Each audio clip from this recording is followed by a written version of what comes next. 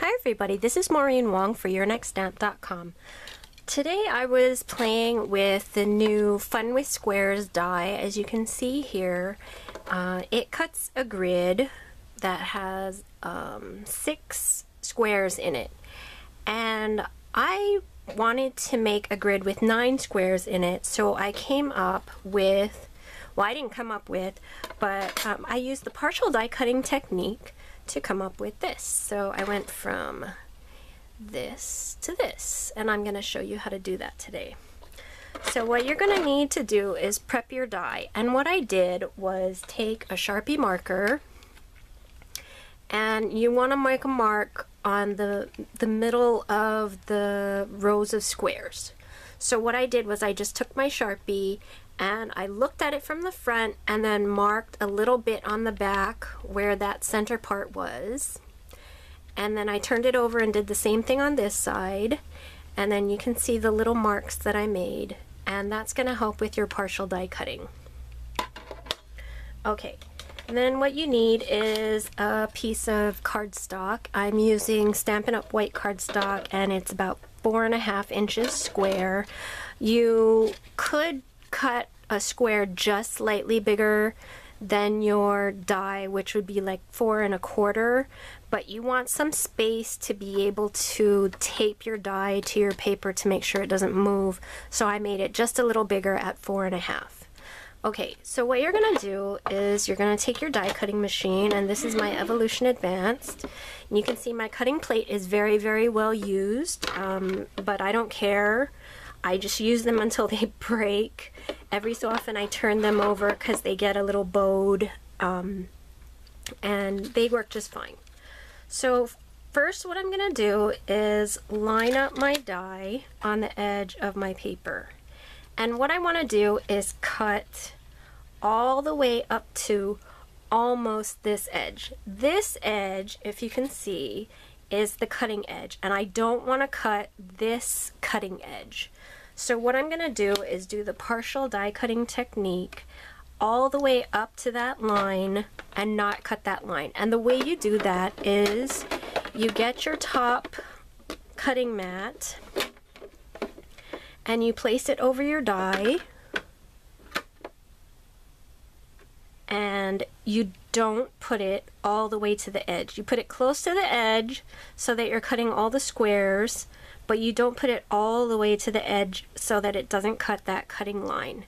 And then what you're going to do is hold this sandwich firmly and put this through your machine. And don't worry about the cracking, that's totally normal. And don't worry about that plate shooting out, because that's normal too. So what we have at this point, let me show you, is, and we can take out these squares because we don't need them. What we have, this one didn't actually even, oh there we go. Yeah, it did cut.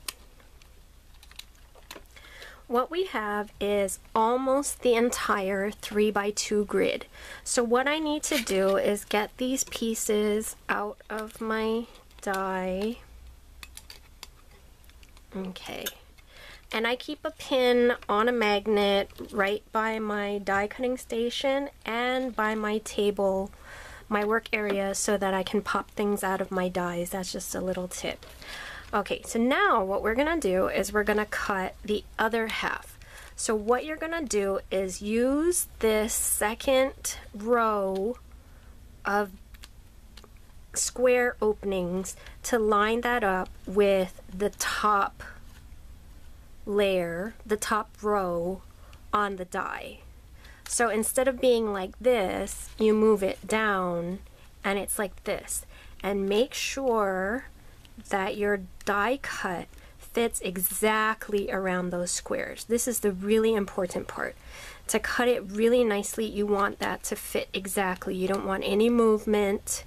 And then what you're gonna do is tape it really well, and I have this very unsticky piece of blue painter's tape, and there, I put it across the whole thing to make sure it doesn't move. And then you're gonna do partial die cutting again.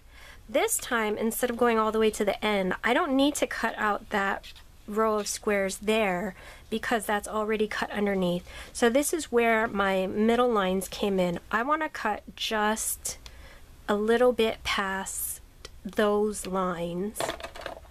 So I'm going to get my mat and shove it through my upper mat, and I'm going to put it just, I hope you can see that, beyond those center lines so that I cut the outer line, but I'm not cutting too much of the squares because you don't want it to cut again. It's not necessary. So once again, I'm gonna shove this sandwich through my die cutting machine.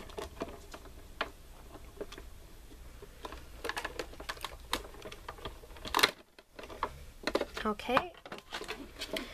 And then when I take off this, and this is the waist, when I take off my die, I have a perfect grid with 9 cutouts instead of the 2x3 grid. So I hope that all makes sense. And the reason you want to make sure that you're aligning it absolutely perfectly is because you probably are going to cut a little bit extra into that middle row of squares, and if you don't have it lined up exactly perfectly, you're going to double cut that square a little bit off, and it's going to chop out pieces of your grid, and it's not going to be the perfect square grid. So that's why it's really important when you're lining up the die the second time that you make sure those squares line up absolutely perfectly, and that you really want to tape it down so that it doesn't shift while you're running it through your die cut machine. So I hope this helps you understand the partial die cutting technique and how you can alter your die cuts to get more out of your dies. You can find these products and many more over at the yournextstamp.com store. And thank you very much for watching.